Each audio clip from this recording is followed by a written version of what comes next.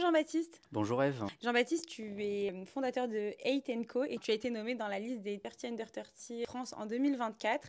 Est-ce que tu peux nous raconter un peu ton parcours avant de devenir entrepreneur? Alors déjà très tôt, j'ai été baigné dans l'univers de la culture et de l'art. Très tôt, j'ai pu avoir une rencontre décisive avec l'astronaute Jean-François Clairvoy, qui m'a en fait donné l'envie de poursuivre dans le domaine de l'innovation, mais surtout de découvrir tout ce qu'il y avait dans notre monde. Suite à ça, donc à l'âge de 12-13 ans, j'ai pu créer différents sites internet et applications. Donc c'était une application de calculette. C'était pour Il en faire fallait des une. calculs. Exactement. Bon, il y en avait déjà une d'intégrer dans le téléphone, mais l'idée c'était de pouvoir très rapidement voir ce qui était possible Bien de sûr. faire. Suite à ça, donc j'ai intégré l'école centrale Paris, donc Oui. l'école d'ingénieurs, pour poursuivre sur un exécutif programme à Harvard, pour ensuite rentrer dans le monde professionnel. Donc côté professionnel, j'ai commencé à Singapour, dans l'univers des startups, où j'ai pu créer et manager une application et une équipe. Donc c'était une expérience très enrichissante. Suite à ça, donc je suis revenu en France, donc à Paris. Donc j'ai rejoint l'entreprise IBM en tant que consultant, où j'ai eu l'opportunité d'être sur des projets d'envergure pour des clients du CAC 40. Suite à ça, j'ai rejoint le groupe LVMH pour travailler chez Louis Vuitton, pour tant travailler sur des projets autour du big data, de l'innovation, de l'intelligence artificielle, donc en tant que responsable produit. En fait, tout au long de mon parcours, en parallèle, j'ai eu l'opportunité d'être mentor sur différents hackathons, notamment un hackathon que j'ai pu gagner en parallèle, qui a été du coup, on va dire, ma première expérience entrepreneuriale, puisqu'on avait créé une application avec le Crédit Agricole. Alors, c'était quoi comme application? Alors, c'était une application pour gérer le budget alimentaire des étudiants. Donc, on Ok. avait une problématique qui était de comment finalement gérer la malnutrition des étudiants. Et donc, ça a été la première expérience entrepreneuriale. Tu m'as dit que tu étais mentor de plusieurs hackathons. Pour expliquer un hackathon, c'est une espèce de création de start-up en accéléré. Enfin, ça dure un week-end ou quelques heures et il faut créer l'idée de la start-up. Comment tu en es arrivé à devenir mentor d'un hackathon? Alors, il faut savoir qu'à l'époque, donc vraiment avant le Covid, il y a eu beaucoup d'initiatives de grands groupes qui ont été faites pour finalement stimuler l'innovation. Pour stimuler cette innovation des grands groupes, ils ont posé donc des problématiques pour que des étudiants, des entrepreneurs, en tout cas des personnes qui sont intéressées de près ou de loin par rapport à la problématique, eh bien finalement à réunir ces personnes et à les faire travailler pendant 48 heures pour qu'ils puissent innover, et surtout créer quelque chose qui puisse être fonctionnel. Et finalement, les hackathons, moi, ce que j'ai vraiment bien aimé, c'est que finalement, ça permet très rapidement de construire une équipe, une vision, un produit et de pouvoir avoir de l'impact directement en résolvant un problème à fort enjeu pour l'entreprise. Et donc, j'en ai fait énormément, j'en ai gagné plusieurs. Et donc, suite à tous les hackathons que j'ai pu faire, eh bien, on m'a naturellement invité à mentorer différentes équipes, différents hackathons. Le hackathon qui m'a le plus marqué, ça a été le hackathon du MIT, donc Ok. Hacking Medicine, qui a été fait à Paris sur la thématique de la santé. Du coup, tu as été mentor d'hackathon. Aujourd'hui, avec Eight & Co, tu proposes des formations. Est-ce que tu peux nous parler de cette entreprise que tu as créée? Avant même de créer Eight & Co, de manière personnelle, j'ai toujours été passionné par l'innovation. Et le fait d'avoir fait mes études dans des établissements qui m'ont permis d'avoir certaines compétences et puis les entreprises dans lesquelles j'ai pu travailler, ça m'a finalement à la fois ouvert l'esprit, mais surtout permis d'avoir des compétences nécessaires pour pouvoir créer quelque chose qui puisse avoir de l'impact pour les entreprises. Eight & Co donc, a été fondé dans le but de pouvoir accompagner toutes les entreprises de tout secteur, de toute taille, sur le conseil, la formation et l'investissement pour avoir un impact réel et concret sur les entreprises, sur la partie innovation. Du côté de la formation, c'est assez simple. Je suis donc professeur en parallèle de mes activités, donc dans différentes écoles sur Paris, sur différentes thématiques. Donc, ça va être Digital Campus, Web School Factory et bien d'autres. Et donc, dans ce cadre-là, comme j'ai toujours aimé finalement la transmission du savoir. Finalement, j'ai transformé cette passion pour la transmission à travers l'école qu'on a fondée, qui s'appelle Eight Academy,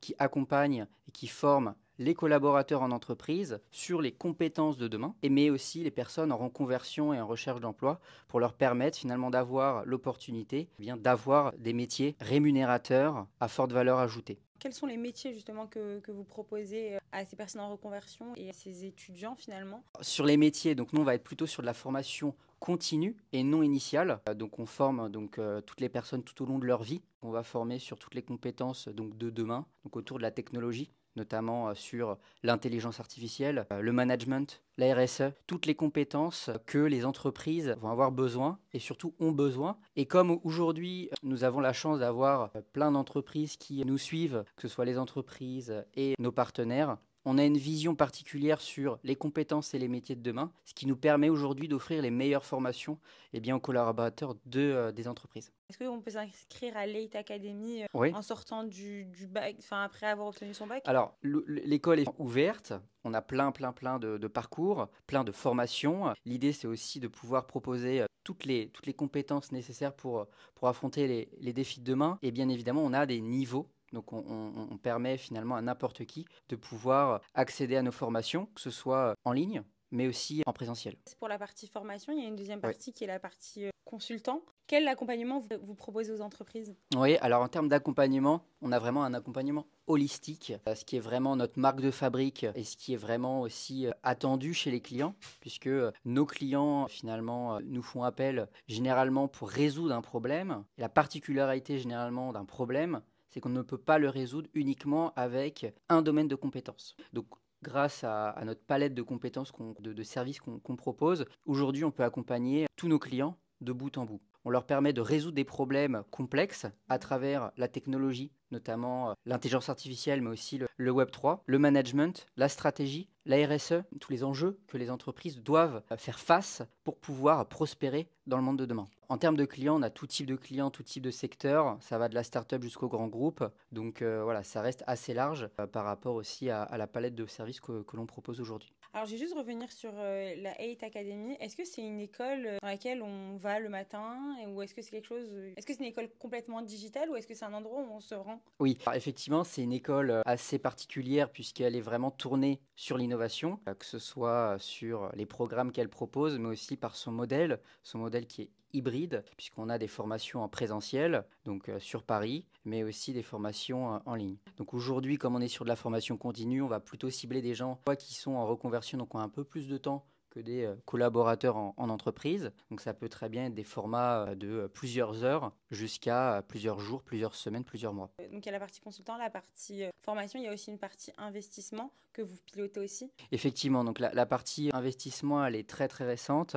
Donc l'idée, c'est de pouvoir avoir une triple action en fait sur les entreprises. Donc là, pour le coup, pour les petites entreprises, notamment les startups technologiques, pour les accompagner dans leur développement à travers à la fois du mentorat, mais aussi du financement. Quand tu as décidé de créer 8 & Co, tu as décidé de créer un groupe avec 3 pôles. Est-ce que tu peux nous expliquer pourquoi tu as voulu apporter une solution triptyque? De par mon expérience, de par ma formation et de par mon réseau et les rencontres que j'ai pu faire, je pense que ce qui a été vraiment l'élément déclencheur, ça a été le fait que je vive à Singapour. Ça m'a vraiment donné l'envie d'entreprendre, donné l'envie de changer les choses, puisqu'aujourd'hui en France, on a quand même si c'est un très beau pays que j'aime beaucoup, on a quand même des retards en termes économiques et surtout technologiques. Et donc l'idée première, ça a été de pouvoir transformer à la fois les entreprises, mais aussi la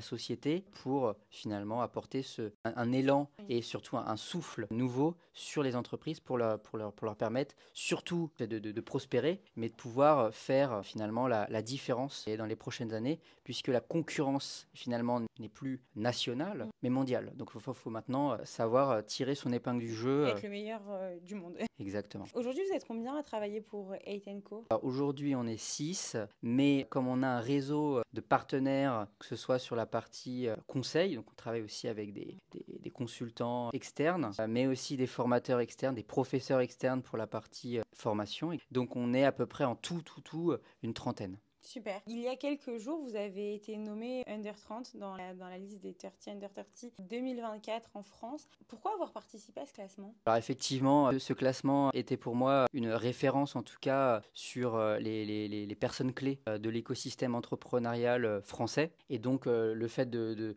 pouvoir faire partie de ce classement me permettait finalement déjà d'en faire partie, mais surtout de pouvoir montrer qu'on peut avoir un impact même en créant son entreprise en étant jeune. Comment est-ce que tu as appris que tu étais nommé et qu'est-ce que ça t'a fait? Oui, alors comment je l'ai appris? C'est assez drôle. J'ai un ami qui m'a appelé et qui finalement m'a dit tu es dans le magazine. J'y ai pas vraiment cru. Et en réalité, j'ai vu quelques heures après que Forbes avait publié une publication sur LinkedIn. La suite pour toi en tant qu'entrepreneur et pour Eight Co, tu la vois comment? Je la vois en fait un petit peu comme l'adage, more of the same, toujours la même chose, c'est-à-dire qu'on va intensifier nos efforts, toujours avoir, en tout cas essayer d'avoir de l'impact auprès des entreprises qu'on accompagne et des personnes que nous formons, et voilà, avoir un impact global sur la société. Eh ben, c'est tout ce qu'on te souhaite. Merci beaucoup. Merci à vous.